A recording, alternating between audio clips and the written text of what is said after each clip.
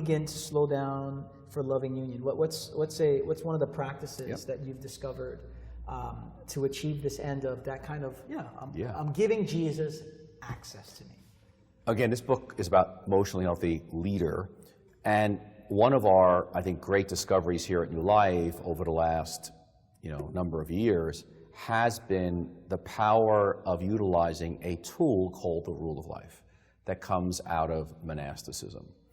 And by rule of life, what we do, and actually Rich now teaches it every membership class, every member of our church is expected to build a rule of life. In fact, we have a small group that Jerry and I are going to begin leading in September, and within the first month, we're going to meet with every person individually and review their rule of life that they did at membership. To make sure that they're going to be, walking with God, and that's part of their commitment to be part of our group. But a rule of life comes out of 2nd, 3rd, 4th century desert fathers. And they began to form communities on how they would set up a rhythm in their life so that the love of God would be in the center. And so what we've done is we've adapted over the years, and many good books have been written about rule of life.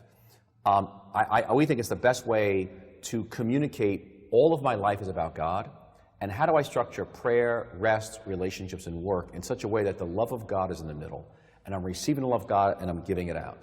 And so what I recommend, and I think we would recommend, and we do it at all of our conferences, is that you develop a rule of life. A rule refers to like a trellis, that a structure to help hang fruit so it can grow up wide and large. And to do the exercise of a rule of life, so you could say, well, what am I doing silence and solitude, etc.? What am I doing relationships? What does my work fit into all this? How am I doing prayer? But it's something you review. We probably do it, each of us, probably a couple times a year. But we're always aware and thinking about how is my pace?